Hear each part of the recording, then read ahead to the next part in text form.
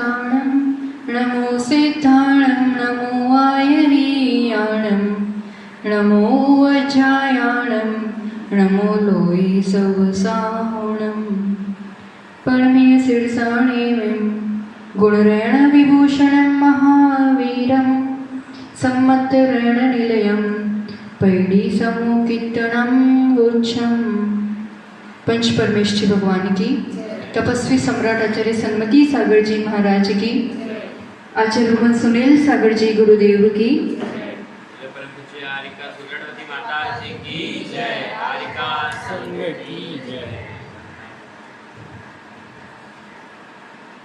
हम सभी मिलकर के आचार्यों की वाणी को सुन रहे हैं, समझ रहे हैं, थोड़ा चिंतन कर रहे हैं। लगता है हमें कि कभी कभी ऐसा एक लाचारी या एक बेचारापन, और कई लोग कहते हैं क्या करें, हमारे भाग्य में ही ऐसा लिखा है, हमारे कर्म ही ऐसे हैं। एक तो अपने कर्म स्वीकार करना, ये तो बहुत बड़ी बात है, बाकी हम दूसरों को ही दोष देते हैं। पर सबसे पहली बात, कर्म हम स्वयं करते हैं और हमारे किए हुए कर्म का ही हमें फल मिलता है। इसमें दूसरे का कोई भी रोल नहीं है, चाहे भगवान हो या चाहे कोई दूसरे व्यक्ति, वस्तु, परिस्थिति हो। अब उसमें जैसा कर्म बांधा है, बांधने के बाद उसमें कुछ अंतर किया जा सकता है, उसमें कुछ बदलाव किया जा सकता है, कुछ ऊपर नीचे किया जा सकता है। ये भी बंद भी परिणामों से होता है, तो बाद में उसकी अवस्था बदल भी सकती है। वैसा का वैसा भोगना जरूरी नहीं है। कल एक अच्छे उदाहरण से अपन ने समझा था, वो नल और टंकी वाले, कि जब तक पाइप में है, टंकी में है, तब तक कुछ कर सकते हैं। तो एक और उदाहरण से थोड़ा सा इसको रिवाइज करते हुए फिर अपन आगे बढ़ते हैं। कर्मों की अपनी अपनी अवस्था है। अवस्था मतलब उस समय वो किस रूप से काम कर रहा है। स्वतंत्र कारमान वर्गणाएं थी जो जीव के परिणामों से आत्म प्रदेशों के साथ एकमेक हो गई। अब वो कर्म कहलाएंगे। ज्ञानावरण आदि रूप से परिवर्तित हो गई, स्थिति, अनुभाग सब डिसाइड हो गया, निषेक रचना बन गई। तो ये जो अवस्था है, सबसे फर्स्ट अवस्था कर्म की बंध अवस्था है ना। जैसे समझने के लिए कि कोई भैया जी आए और आपने, आज सोमवार है और आपने उनको निमंत्रण दिया कि रविवार को आप हमारे यहाँ भोजन करने ज़रूर आना। भैया जी ने भी हाँ बोल दिया, तो ये एक बंद हो गया, एक अपॉइंटमेंट हो गई कि रविवार को 10 बजे इनको भोजन के लिए जाना है। अब आज सोमवार से उस रविवार तक का बंद क्या हो गया कि रविवार 10 बजे जाना है, ये इस समय बंद हुआ, ये बंद कहलाएगा, जो डिसाइड हो गया। ठीक, अब ये सोमवार से अगले रविवार 10 बजे तक का समय क्या कहलाएगा? सत्ता। उदय में कब आना है उसको, भोजन कब करना है? कर्म का फल है भोजन करना, ठीक है, वो उसको निमंत्रण है। तो आज बंद किया, आज से रविवार तक का समय सत्ता कहलाएगी। जब तक वो फल नहीं दे रहा है, वो बीच का समय सत्व, वो भी एक अवस्था है, क्योंकि बंद हो गया, अब फल नहीं दे रहा है। तो कर्म कौन सी वाली अवस्था में है? सत्ता वाली अवस्था। अब मान लो वो रविवार को एग्जैक्ट 10 बजे जाते हैं, पहुंच जाते हैं भोजन के लिए, तो वो क्या कहलाएगा? उदय। जैसा बांधा था उसी समय उसी रूप से उदय आया। पर अब हुआ ऐसा कि वो बहन जी को तय हुआ कि रविवार को उनको बाहर जाना है, तो वो कहते नहीं, आप शुक्रवार को आना, शुक्रवार को आप पधारना, ठीक है। तो अब भैया जी शुक्रवार को 10 बजे जाते हैं। समय क्या था? जब बंद किया था तब क्या समय बांधा था? रविवार का। और अब कब आ रहे हैं वो भोजन करने के लिए? शुक्रवार। यानी जो समय, जो स्थिति बांधी थी उससे पहले आ रहे हैं। तो उस अवस्था को कहते हैं उदीर्णा। उदीर्णा मतलब उदय के समय, समय से ही पक फलना, तो वो उदय, और समय से पहले फल दे देना, उसको क्या कहते हैं? उदीर्णा। जैसे ये निषेक रचना एक बनाई है, किसी कर्म की है, एक समय की स्थिति बंद के समय बंध गई है। अब एक समय में उसको उदय में आना है। एक आवली समय की जो निषेक रचना होती है, या जो उस स्थिति के जो निषेक होते हैं, उनको उदयावली कहते हैं। एक आवली समय में अब वो एक के बाद एक उदय में आने वाले हैं, एक आवली समय। और तो ये तो उदय में आने वाले हैं, अब ऊपर वाले समय में उदय में आने वाले थे, पर वो क्या हो रहा है, किसी निमित्त को पाकर के समय से पहले उदयावली में आ गए। तो ये जो कर्म की अवस्था है, जो समय से पहले फल देने की, ये क्या कहलाता है, उदीर्णा। ये सब अपन समझेंगे ना तो बहुत कुछ, ये कर्म सिद्धांत अपने आप में बहुत महत्वपूर्ण है, ये अवस्थाओं को समझना। उदीर्णा होती है। फिर मान लो भैया जी का ही मन बदल गया कि नहीं मेरे पास टाइम नहीं है, तो दूसरे भैया जी को कह देते कि भाई मेरे बदले उन्होंने बहुत कहा है, तो मना कर देंगे तो बुरा लगेगा, मेरे बदले तो हुआ। तो गया, उसी टाइम से गया, भोजन गया, पर वो नहीं गया, तो ये क्या कहलाएगा, चेंज कर दिया उसने, बदल दिया उस व्यक्ति को, तो संक्रमण। वो कर्म प्रकृति उस रूप से फल नहीं दे रही है, वो बदल करके साता असाता भी हो सकती है। इतना अपने परिणामों में बल है कि असाता साता रूप भी हो जाए, साता असाता भी हो जाए। कर्म प्रकृतियों का आपस में जैसे मूल प्रकृति है कि ज्ञानावरण है वो दर्शनावरण नहीं बन जाएगी, मोहनीय है वो आयु बन जाएगी, ऐसा नहीं होगा।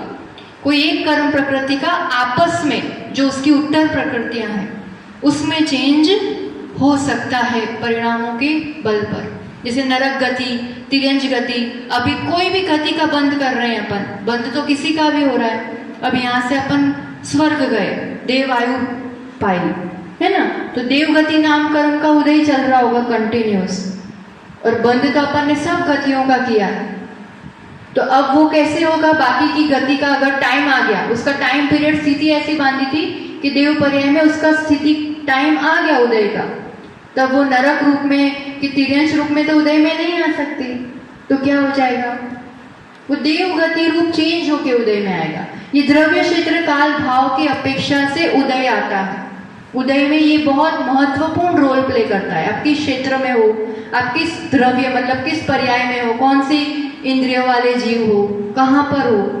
तब एक इंद्रिय, दो इंद्रिय, तीन इंद्रिय, जाति तो सभी बन रही है, पर वो जब फल देने का समय आएगा तो उस समय आप जिस अवस्था में हो वो उस रूप चेंज होकर के उदय में आता है। कितनी साता बांधी होगी, नरक जाएंगे तो वो असाता रूप चेंज होके ही उदय में आएगी, है ना। तो बंद अमुक प्रकार से हो जाता है परिणामों के हिसाब से, स्थिति बंद हो जाता है, पर जब उदय का समय आता है तब द्रव्य क्षेत्र काल भाव की अपेक्षा वो चेंज होके भी उदय में आ सकता है।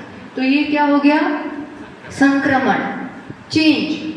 फिर अब भैया जी तो 10 बजे पहुंच गए, है ना, रविवार को, पर अभी पूरी रसोई नहीं बनी, पूरी वो सब बनाना, थोड़ा मालपुआ बनाना बाकी है।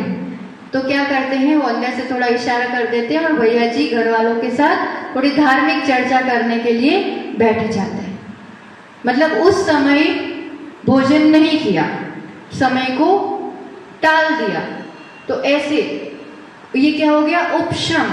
मतलब उस समय कोई एक फिक्स समय है, उस समय कर्म को उदय में नहीं आने दिया गया, वो अपने परिणामों के बल पर, एक ऐसी विशुद्धि के बल पर किया जाता है कि कर्म का उदय को असंभव कर देना, उसको उदय में नहीं आने देना, उसको फल नहीं देने देना। तो ये क्या स्थिति है, उदय का अभाव। उपशम मतलब हम अभी तक समझते क्या है, और ठीक ही है कि दबाना, दबाना ऐसा कहते हैं ना, तो कर्म दबेंगे कैसे, दबाना मतलब उसको उदय में नहीं आने देना। उपशम की ये परिभाषा फिट रखना दिमाग में। कर्म के उदय का अभी सत्ता में है, कर्म खत्म नहीं हुए हैं, पर उपशम के समय ऐसे है कि जैसे कर्म है ही नहीं, उदय का अभाव कर देना, ये उपशम। ठीक है। अब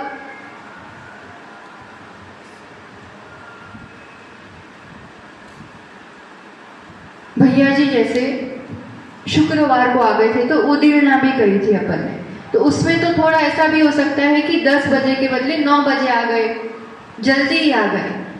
पर उसमें ऐसा है कि स्थिति और अनुभाग दोनों जिसमें कम होते, जैसे शुक्रवार को आने का बोला कि शुक्रवार को आना और मैं हल्का भोजन करूंगा, अष्टमी है तो मैं बिना अनाज का भोजन करूंगा, या कुछ भी बोल दिया, तो स्थिति भी घट गई, पहले भी बुला दिया, अनुभाग भी घट गया कि पूरा भोजन करने का बोला था, उसके बदले थोड़ा सा करके जाएंगे, कोई एक चीज लेकर के जाएंगे, ऐसा। तो कर्म जब बांधा है तो उसकी स्थिति भी कम हो सकती है, उसका अनुभाग भी कम हो सकता है, दोनों रूप से।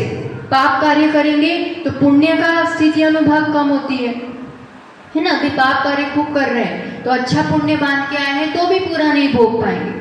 और मान लो पाप पहले हो चुका है और अब शुभ परिणाम है, अच्छी विशुद्धि है, तो पहले के किए हुए पाप भी स्थिति अनुभाग घट सकता है। ये बहुत बड़ी अचीवमेंट है। श्रेणिक राजा का उदाहरण सबके सामने है। 7वें नरक का बंद किया था, बंद हो गया, अब सत्ता में नरक आयु पड़ी है, 7वें नरक की 33 सागर की आयु।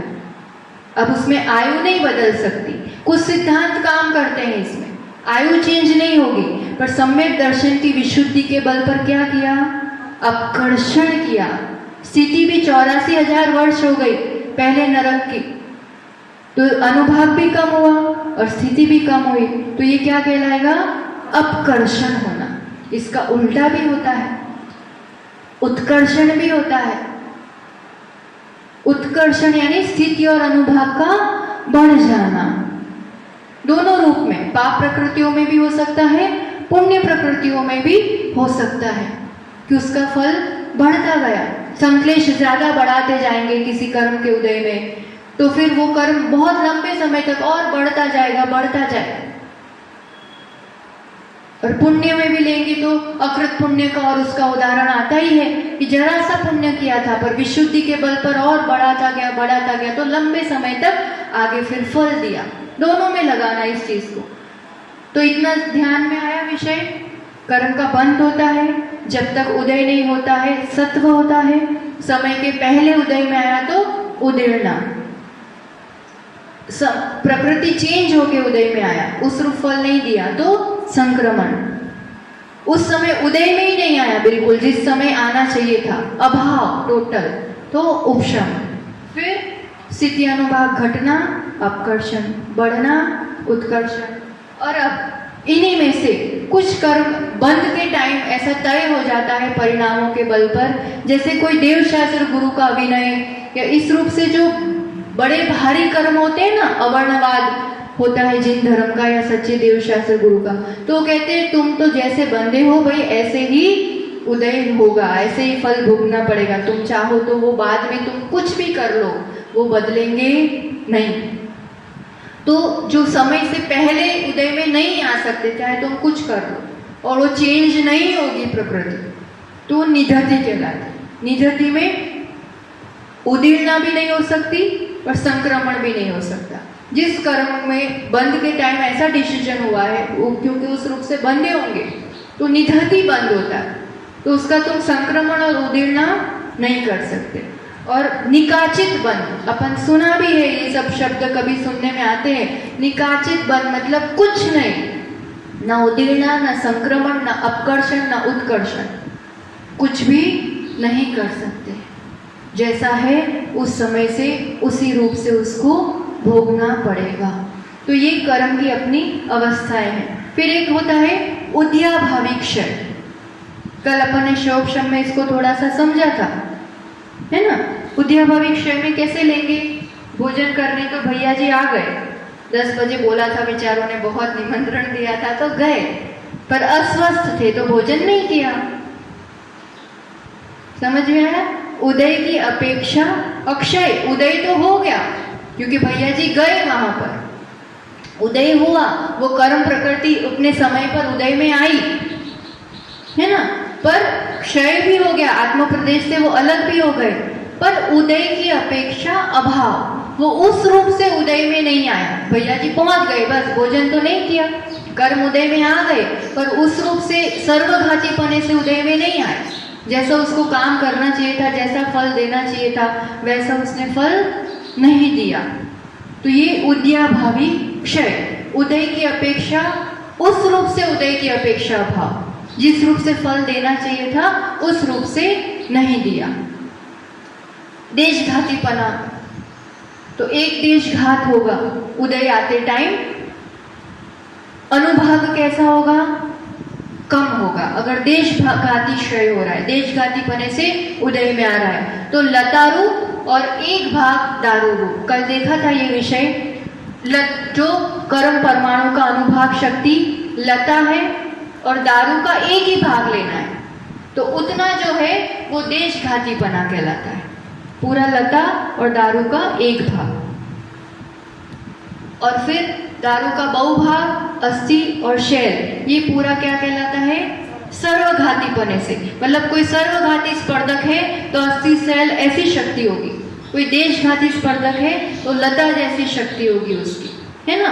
और कोई सर्वघाती देशघाती पने से उदय में आ रहे हैं। बंध के टाइम कैसे थे? सर्वघाती। अब उदय में कैसे आ रहे हैं? देशघाती पने से। मतलब ऐसे कुछ टाइप के परमाणु थे, अनुभाग शक्ति घट करके परमाणु नहीं बदल जाएंगे। क्या होगा? उस परमाणु की खाली अनुभाग शक्ति कम होके उदय में आएगी, लता रूप होकर के उदय में आएगी। तो ये देशघाती पने से और सर्वघाती पने से इस रूप से उदय और ये कर्म की अवस्थाएं रहती हैं। उसी समय आएगा प्राय करके उदीर्णा आदि होती है तो भी हो सकता है। उसको अपन आगे और भी जो गुणस्थान की चर्चा होगी उसमें समझेंगे, पर ये शब्द से अपन ध्यान होना चाहिए कि इसी रूप से भी कर्म में परिवर्तन होता है, अवस्थाएं इसकी होती है। और कल जो प्रश्न पूछा था उसका थोड़ा चिंतन किया।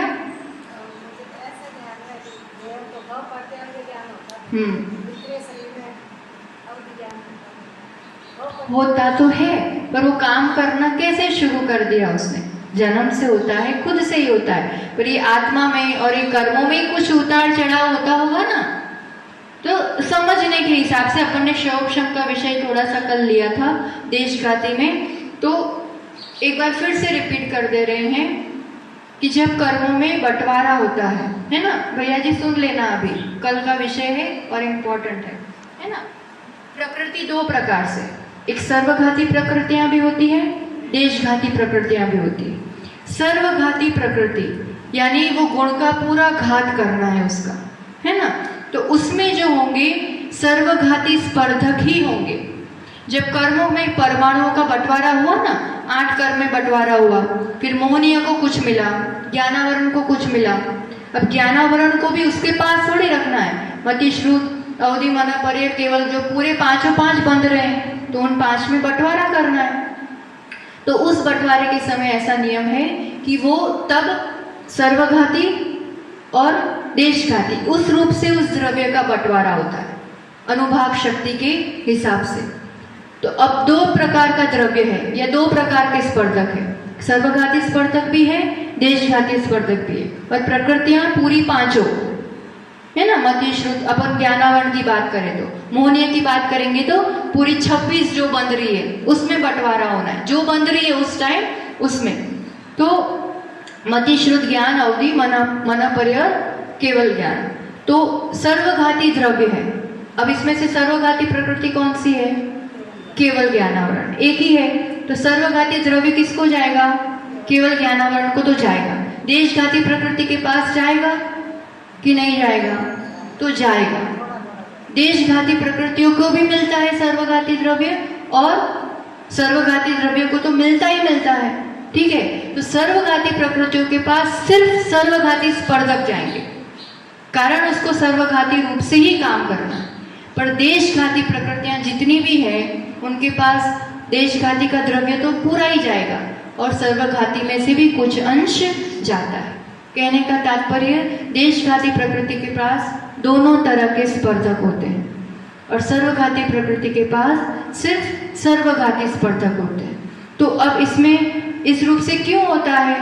तो कल समझा था ना, क्षयोपशम की अवस्था बनाने के लिए, क्षयोपशम यानी जिस अवस्था के कारण अपन ने सुना है कि इनका ज्ञान का क्षयोपशम बहुत अच्छा है, मतलब उनका गुण ज्यादा अच्छे से काम कर रहा है, आवरण उनका थोड़ा सा कम है, सर्वघातीपना तो नहीं है, देशघातीपने में भी अच्छा काम हो रहा है। तो देशघाती प्रकृतियां जो हैं, जो अपने ध्यान दर्शन सुख वीर्य 4 जो गुण है ना, चारों गुण कुछ अंश में प्रकट रहते ही हैं हमेशा, है ना। अभाव बिल्कुल टोटल अभाव होता है नहीं होता, कुछ अंश में प्रकट रहते हैं, मतलब उनका हमेशा क्षयोपशम बना रहता है। क्षयोपशम बना रहेगा तो ही कुछ अंश में गुण प्रकट होगा। सीधा सर्वघातीपने से उदय होगा तो कर्म सर्वघाती रूप से रहेगा, पर इसमें देशघाती और सर्वघाती दोनों प्रकार से इसलिए ही होता है क्योंकि गुण को कुछ अंश में प्रकट रखना है, तो देशघातीपना तो चाहिए ही पड़ेगा। जैसे अपन देशघाती प्रकृति एक है, इसमें सर्वघाती स्पर्धक भी है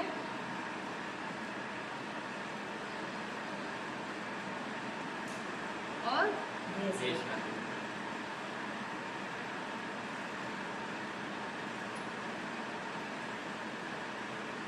ठीक है, अब जिस समय जिसका उदय होना है, जैसे मति ज्ञान श्रुत ज्ञान हमेशा ही उदय बना रहना है, कम ज्यादा होगा पर हमेशा बना रहेगा। ठीक है, तो अब इसमें सर्वघातीपने की क्यों जरूरत है, और देशघातीपने तो रहेगा ही देशघाती में, पर इसकी क्यों जरूरत है, क्योंकि पर्यायों की अपेक्षा अलग अलग रहता है। जैसे एकदम निम्न पर्याय है, पेड़ पौधे हैं, निगोरिया जीव है, उनमें बिल्कुल अल्प ज्ञान प्रकट रहता है। तो अब देशघाती में भी कैसा रहेगा, एकदम दारू वाला और एकदम इस तरफ का जो, हाँ ये दारू वाला और इस टाइप का रहेगा। और सर्वघातीपने का तो उद्याभाविक क्षय हो गया मान लो थोड़ा सा, पर देशघातीपने से इसमें फर्क लाना है, क्योंकि जीवों के हिसाब से कितना गुण प्रकट है और कितना गुण प्रकट नहीं है।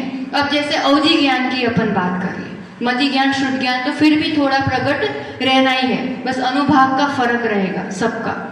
अब अपन अवधि ज्ञान की बात करें तो अवधि ज्ञानावरण कर्म प्रकृति कैसी है, देशघाती है। ठीक है, पर वो ऑल टाइम वो गुण प्रकट रहता है। ज्ञान गुण होना अलग बात है, वो मति ज्ञान शुद्ध ज्ञान है जो हमेशा रहता है। अवधि ज्ञान हमेशा रहता है नहीं रहता है। और कर्म प्रकृति कैसी है, वो देशघाती। सर्वघाती होती तो ठीक है, सर्वघाती जैसे केवल ज्ञान आवरण का उदय उदय चल रहा है सर्वघातीपने से, वो एक अंश भी प्रकट नहीं है। अब अवधि ज्ञान ले लेंगे तो कभी कभी तो प्रकट होता है और कभी कभी बिल्कुल नहीं होता है, जैसा अभी अपन को बिल्कुल नहीं है ना। और अब समाधि हुई, देव बने, आधे घंटे में हो जाएगा अवधि ज्ञान, तो कैसे फर्क पड़ता है। तो इसमें दोनों प्रकार के स्पर्धक है ना, इसलिए जैसे अभी अपने लिए सर्वघाती स्पर्धकों का उदय चल रहा है, तो बिल्कुल इतना सा भी अवधि ज्ञान नहीं हो सकता है। और जैसे पर्याय चेंज हुई और वहां जन्म से ऐसा एक उसकी एबिलिटी है, उसका वो गुण है कि उसको होगा, मतलब फिर वो देशघाती बने से उसका उदय प्रारंभ होगा, तो उस अंश में वो गुण अवधि ज्ञान का प्रकट रूप होगा। इसलिए ये व्यवस्था होती है कि हमेशा वो गुण होगा ही जरूरी नहीं है, तो जहां वो गुण नहीं होना है, अभी मनोपर्याय ज्ञान का कैसा उदय है अपना, अपन कह देंगे देशघाती प्रकृति है तो कुछ अंश में तो गुण होना ही होना चाहिए, क्योंकि देशघाती का मतलब ही ये है कि वो एक देश गुण का घात करता है, तो फिर तो अवधि ज्ञान मनोपर्याय ज्ञान सब हमेशा हो जाएगा। पर ऐसा नहीं होता है ना। चक्षु दर्शन अचक्षु दर्शन ले लो, ठीक है। अब अचक्षु दर्शन तो सबको होगा, पर पेड़ पौधों को चक्षु दर्शन होगा, वो कैसी प्रकृति है, देशघाती है। हाँ, पर प्रकृति तो देशघाती है ना, इस प्रकृति को दोनों स्पर्धक देना क्यों जरूरी है, ये बात बता रहे हैं हम। ये प्राय करके कहीं एक्सप्लेन नहीं किया जाता, ये हम अपने चिंतन से इस रूप से आपको बता रहे हैं कि देशघाती में दोनों स्पर्धक है, इतना आएगा हर किताब में। पर क्यों ऐसा, क्यों, कारण क्या बना, बाकी देशघाती को सिर्फ देशघाती देते, सर्वघाती को सर्वघाती स्पर्धक देते, क्योंकि इनमें जो जो प्रकृतियां आ रही है, इनमें हमेशा इनका उदय हो ही, हमेशा उसका विद्यमान हो उसका गुण, वो ऐसा जरूरी नहीं है। जैसे चक्षु दर्शनावरण पेड़ पौधों को है, थोड़ा सा भी प्रकट है नहीं है ना, चक्षु है, उन्हीं के लिए चक्षु दर्शनावरण है, तो फिर उस समय उनको क्या होगा, तो उनके लिए फिर उसका अभाव करना है उस गुण का, कंप्लीटली गुण का अभाव नहीं होता है। अचक्षु दर्शनावरण की अपेक्षा दर्शन गुण थोड़ा है, पर चक्षु दर्शनावरण की अपेक्षा वो गुण नहीं है, तो उस समय उन लोगों के लिए सर्वघाती स्पर्धक का, फिर मच्छर बन जाएंगे, या मक्खी बन जाएंगे, तो फिर देशघातीपने से उदय प्रारंभ हो जाए। समझ में आ रहा क्या विषय कहना चाह रहे हैं? तो कुछ गुण, उसमें से कुछ प्रकृतियां इस रूप से होती है कि कभी वो गुण विद्यमान हो कुछ अंश में, कभी नहीं हो। तो नहीं है कारण उस समय उसकी अवस्था ऐसी है। हमने कहा ना द्रव्य क्षेत्र काल भाव की अपेक्षा उदय आता है, तो वहां की द्रव्य उसका ऐसा है कि सर्वघातीपने से उदय आएगा। फिर मुनिराज तपस्या करके विशुद्धि बढ़ा के, अगर विशुद्धि बढ़ाए तो फिर वो सर्वघातीपना देशघातीपने में बदल जाएगा। अगर चौथा काल होगा, वो काल भी काम करेगा। अभी चाहे कितनी विशुद्धि बढ़ा ले, नहीं होगा। तो विषय समझ में आया? तो क्षयोपशम की अवस्था घातीय कर्मों में ही होती है, अघातिया में नहीं होती है, क्योंकि अघातिया में कुछ कुछ अंश में गुण प्रकट हो, ये सब व्यवस्था है ही नहीं। वहां कर्म का उदय है और लास्ट में कर्म का अभाव है। गुण वहां बिल्कुल भी अव्यवहार अवगाहन गुण प्रकट होते ही नहीं है जब तक कर्म है। तो वहां उदय और क्षय दो ही अवस्था है ना? या उदय, उपशम, क्षयोपशम, ये सब अवस्थाएं किसमें बनती है? घातिया कर्मों में। ठीक। और इस कर्म सिद्धांत की और एक बात अपन समझे, फिर समय रहेगा तो गुणस्थान लेंगे, नहीं तो कल। अब अपने मन में कई बार एक प्रश्न ऐसा आता है, अपन तो धर्म ध्यान में श्रद्धा भी रखते हैं और करते भी हैं, पर कई बार युवा पीढ़ी को और बच्चों को समझाने के लिए या उनके मन में आता है कि वो तो बिल्कुल मंदिर तक नहीं जाता, गुरुओं के पास नहीं जाता, कुछ भी नहीं करता, आराम से खा पी रहा है, करोड़ों कमा रहा है, गाड़ियों में घूम रहा है, ऐश कर रहा है, और हम इतना धर्म ध्यान करते हैं तो भी संघर्ष ही संघर्ष आते हैं जीवन में। आता है ये प्रश्न कभी कभी। तो अब उसमें और एक प्रश्न, पुण्य और पाप का अकाउंट सबका चल रहा है। कोई सिर्फ पुण्य भी नहीं कर रहा है, कोई सिर्फ पाप भी नहीं कर रहा है। मनुष्य पर्याय में है तो किसी न किसी रूप से कम ज्यादा हो सकता है, अनुभाग में फर्क हो सकता है, कषाय में उतार चढ़ाव हो सकता है, दोनों चल रहा है। ठीक। अब कोई इस रूप से जीवन जी रहा है, जैसे बड़े बड़े नेम फेम वाले हैं, सेलिब्रिटीज है, कुछ ना कुछ तो पुण्य है ही।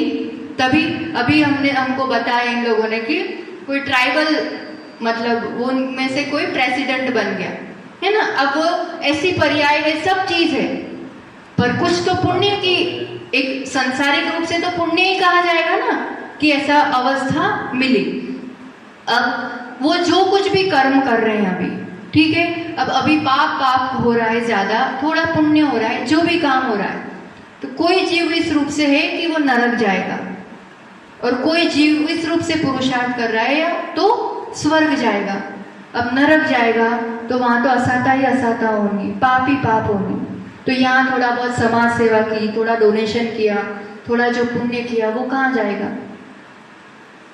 और अभी जो धर्मात्मा है, जो पुण्य भी कर रहे हैं और गृहस्थी के हिसाब से थोड़ा पाप भी हो जाता है, स्वर्ग जाएंगे तो वहां तो पुण्य ही पुण्य है। तो यहाँ का किया हुआ पाप कहाँ जाएगा?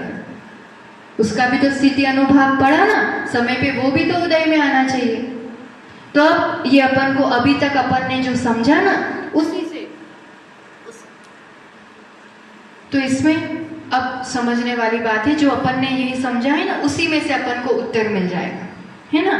दो तरह से देखो। अब सपोज अपन पहले कोई वैसे जीव का देखो, जैसे सेलिब्रिटीज है या कोई भी है जो ज्यादा धर्म आचरण नहीं करता। सेलिब्रिटी के अपने में भी बहुत ऐसे हैं जो नहीं समझ पा रहे धर्म की कीमत, पूर्व का पुण्य भोग रहे हैं आराम से। तो उनमें जो पाप क्रिया होती है ना, जो भोग विलास हो रहा है और जिस रूप से व्यसन वाला जीवन होता है, तो पाप कैसा बन रहा है उनका? अधिक कषाय से, है ना। पाप जो बन रहा है वो अधिक अनुभाग, अधिक स्थिति वाला बन रहा है। और पुण्य जो थोड़ा बहुत डोनेशन कर दिया, चैरिटी कर दी, वो कैसा हो रहा है? थोड़ी, मतलब कम उसका बन रहा है ना। तो अब पाप की स्थिति अनुभाग लंबी, स्थिति अनुभाग लंबी बनेगी तो आबाधा भी बड़ी होगी। आबाधा बड़ी होगी तो अब वो उदय में तो आएगा, पर अभी के अभी तो उसका फल नहीं दिखेगा कि ये इतना ऐसा कर रहा है तो उसका उसको फल मिल जाएगा। तो ये आबाधा और ये सब समझना कितना जरूरी है। बड़ा पाप हो रहा है, बड़ी स्थिति बन रही है, बड़ी आबाधा, नरकों में जाके आराम से उदय में आएगा, है ना। अब पुण्य जो है, पुण्य कहाँ जाएगा उसका? तो अभी छोटा छोटा पुण्य हो रहा है, तो एक तो उसकी स्थिति ऑलरेडी कम पड़ रही है। तो हो सकता है अभी के अभी 2-4 साल में भी उदय आता जाए, उसका नेम फेम और ही बढ़ता जाए, शोहरत और ही बढ़ती जाए, क्योंकि थोड़ा पुण्य तो हो ही रहा है उसका, है ना। और तो और जो बाद में भी पुण्य उदय में आने वाला है। कर्म का अकाउंट बहुत परफेक्ट बैलेंस करता है, ये स्वसंचालित पूरी सिस्टम है। अब बाद में उसकी नरक आयु बंद गई है, वहां पर अब वो काम नहीं आने वाला है, साता वगैरह, तो वो सब क्या होगा, उदीर्णा हो जाएगी। उदीर्णा होगी, इसी भाव में उदय में आती जाएगी। तो लगता है वो इसका तो इतना बढ़ता ही जा रहा है, बढ़ता ही जा रहा है, पर बढ़ता नहीं जा रहा है, खत्म होता जा रहा है। तो पुण्य बढ़ता दिख रहा है, तो कहीं ना कहीं वो बाद में आने वाला, अभी का भी उदय में आ रहा है, क्योंकि स्थिति कम है, बाद वाले की उदीर्णा भी हो रही है, तो वो चीज बढ़ती दिखती है। पर ये सिद्धांत श्रद्धान रखो कि पापी जीव का कभी भी ऐसा इस रूप से अपन कभी उनको एक आदर्श मान लेते हैं, आज की युवा पीढ़ी उन्हीं को फॉलो करने लगती है और उन्हीं के लिए एक श्रद्धान बना लेती है। तो कर्म सिद्धांत बताता है कि जो जैसा करेगा उस हिसाब से ही उसको फल मिलना ही है। अब बात आई धर्मात्मा की, तो धर्मात्मा पाप कदाचित करेगा, पर कैसा करेगा, कम करेगा, कम स्थिति अनुभाग वाला, तो वो अभी के अभी उदय में आएगा। और पुण्य कैसा करेगा, बड़ी स्थिति, अगर निर्मलता है, विशुद्धि है, श्रद्धान सही है, बड़ी स्थिति अनुभाग वाला, तो आबाधा उसकी भी तो लंबी पड़ेगी, तो वो अभी के अभी उसका फल तुरंत के तुरंत नहीं दिखेगा। और धर्मात्मा के जीवन में संघर्ष रहेगा ही रहेगा, और संघर्ष है तो समझ लो कि आप राइट पाथ पे हो, आप सही मार्ग में चल रहे हो, है ना। कारण अभी का पाप भी अभी खत्म करना है, और बाद में आने वाला पाप भी अभी उदीर्णा हो के उसका बैलेंस खत्म करना है। कोई दीक्षा नहीं लेता है तब तक उसका आराम से चलता है ना, और दीक्षा लेने के बाद दूसरे दिन तीसरे दिन से अंतराय शुरू हो जाता है। अब क्या उसका उसी समय आना था उदय, ऐसा कुछ है क्या। दीक्षा ली है, तपस्या स्वीकार की है, चैलेंज किया है कर्मों को, अब उसको उतने में पुण्य तो खूब बड़ा बड़ा हो रहा है उसका, पर जो खुद के ही कर्म है उसको भी तो फिनिश करना है। तो ये अंतराय कर्म आदि उदीर्णा प्रारंभ हो जाती है। जो जितनी तपस्या करता है उसकी उतनी अधिक पाप कर्मों की उदीर्णा होती है। तो वो भी अब वो समता रखेगा, तो वो उदय में आके वो फिनिश हो रहा है, ये बैलेंस बढ़ता जा रहा है पुण्य का। तो इस रूप से ये अकाउंट क्लियर होता जाता है। इसलिए संघर्ष से, ऐसी परिस्थितियों से या थोड़े उतार चढ़ाव से कभी भी श्रद्धा डिगाना नहीं चाहिए। या बाधा, उदीर्णा, अपकर्षण, उत्कर्षण, ये चीजें हमें समझ में आती है। अपकर्षण, कुछ भूल हो भी गई तो आलोचना पाठ, प्रतिक्रमण, इन सब चीजों से क्या होता है, अपकर्षण होता है बहुत ज्यादा। और वही बात को अपन रिपीट करते रहे, इसने ऐसा किया, इसने ऐसा किया, इसने ऐसा किया, तो क्या होगा, उत्कर्षण होगा वो और लंबे समय तक। इसलिए इन सब अवस्थाओं को समझ के अब इस कर्म सिद्धांत के साथ अपन इसको समझने के साथ, है ना, तो अब कर्म तो लगे ही हुए हैं और कर्म रहने ही वाले हैं। कब तक रहेंगे, जब तक अपन चाहेंगे। अपन ने चाहा है तब तक कर्म है, और एक बार डिसाइड कर लेंगे कि अब इनसे मुक्त भी होना है तो वो मार्ग भी प्रारंभ हो जाएगा।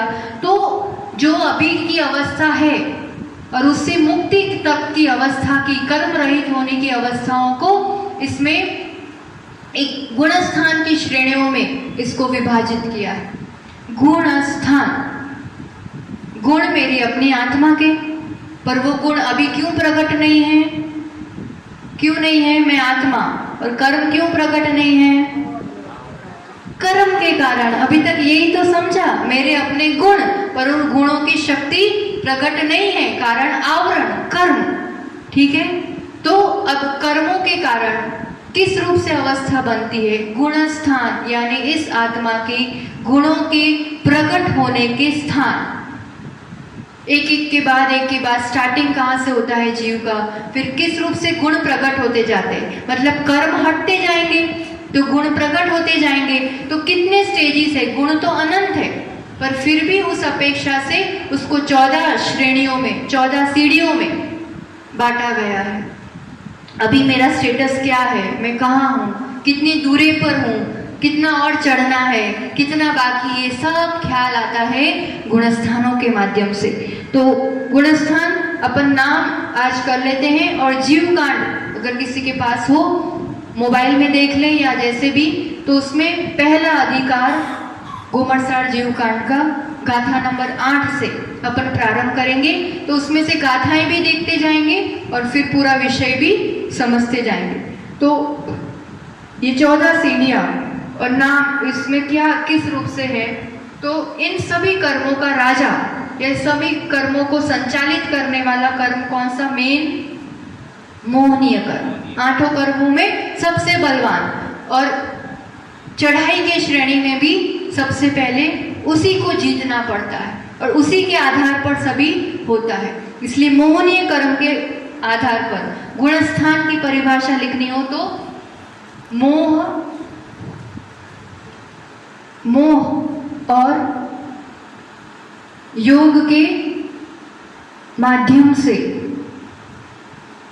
मोह और योग के माध्यम से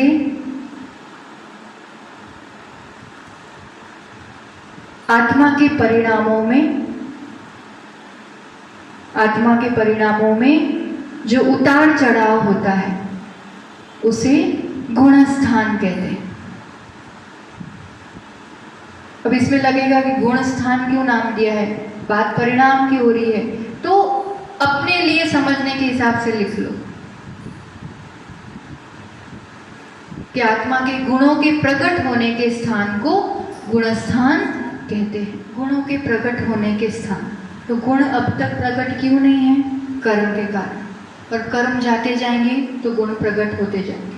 तो उसमें सबसे मुख्य रोल रहता है मोहनीय कर्म का। ये पूरा जो आधार बना है, अपन अब एक यात्रा शुरू कर रहे हैं मोह से मोक्ष की ओर। मोक्ष यानी कर्म से रहित अवस्था, मोह यानी 8 कर्मों के सहित इस जीवात्मा की अवस्था। अब कोई भी जीव जो होता है, हमेशा से जो जीव है कर्म सहित अवस्था में, तो स्टार्टिंग से वो मोह दशा में ही है, अनादि से, और मिथ्यात्व में ही है।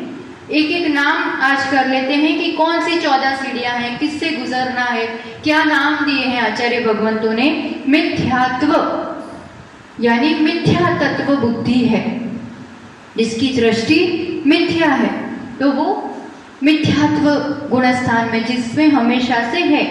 अब कर्म की अपेक्षा से गिनेंगे तो मिथ्यात्व कर्म के उदय से जो गुणस्थान होता है वो मिथ्यात्व गुणस्थान। उसके बाद शब्द शब्द देख रहे हैं अपन, मीनिंग क्या होता है। दूसरे गुणस्थान का नाम है साधन, यानी स प्लस असाधना। असाधना होती है उसमें किसकी? सम्यक दर्शन की। तो सम्यक दर्शन की असाधना से जो गिरते समय एक अवस्था बनती है वो साधन। फिर मिश्र सम्यक परिणाम भी है, मिश्र परिणाम, मिथ्यात्व परिणाम भी है। दोनों तरह के परिणाम होते हैं, वो मिश्र गुणस्थान तीसरा। और चौथा अविरत सम्यक दृष्टि। अब इसमें कुछ अलग हुआ, अब मिथ्यात्व था, यहाँ कुछ अलग था, अब सम्यक है उस जीव को, पर अविरत, विरत यानी व्रत, अविरत यानी व्रत नियम संयम नहीं है, और सम्यक दर्शन है। यहाँ तक के जो गुणस्थान है 1 से 4 तक, वो दर्शन मोहनीय कर्म की अपेक्षा से बनते हैं।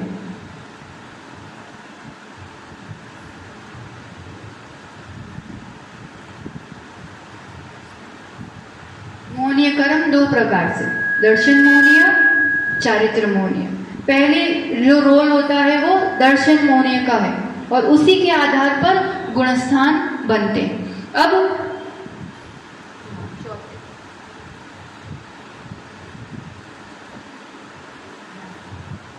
अब आगे व्रत आएंगे, तो व्रत आएंगे तो ये चारित्र का मार्ग आएगा। तो देश विरत यानी एक देश संयम व्रत जिनको होते हैं वह गुणस्थान। फिर प्रमत विरत, विरत हैं, व्रत पूरे हैं पर प्रमाद सहित, कुछ प्रमाद सहित है।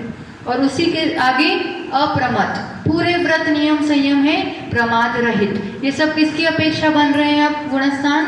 चारित्र मोहनीय की अपेक्षा। एक एक कर्म जीतते जाएंगे, एक एक गुण प्रकट होता जाएगा। फिर अपूर्वकरण, अपूर्वकरण मतलब जिसके पहले हुए ही नहीं है, उस रूप के परिणाम। अपूर्व शब्द अपन लेते हैं ना, पूर्व में हुआ ही नहीं है, उस टाइप की विशुद्धि, उस टाइप के परिणाम।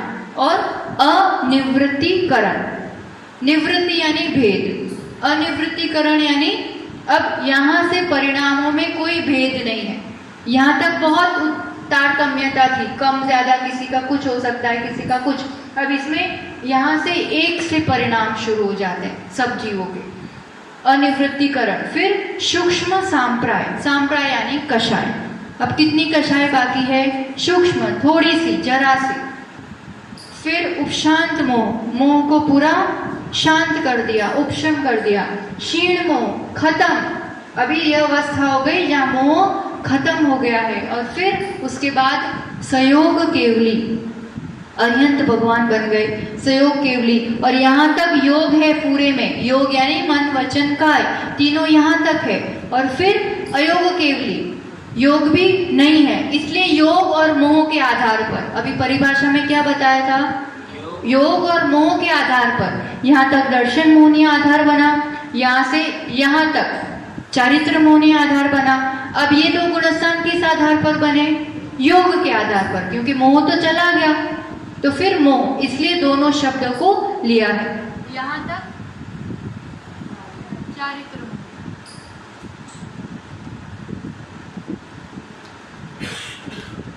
और ये होता है योग के आधार। इस रूप से और इस गुणस्थान को पार किया कि मोक्ष प्राप्त हो जाता है, हमेशा हमेशा के लिए एक परम आनंद की अवस्था। तो इस यात्रा को अपन कल से प्रारंभ करेंगे, जीवकांड गाथा नंबर 8 से। उसकी परिभाषा, नाम, लक्षण, गुण, कैसे क्या अवस्था, ऊपर चढ़ाई कैसे करनी पड़ती है। ये चढ़ाई पाँवों की चढ़ाई नहीं है, परिणामों की चढ़ाई है। ये सीढ़ियाँ दिखती नहीं है, अदृश्य सीढ़ियाँ हैं, और परिणामों के बल पर ये चढ़ाई होती है।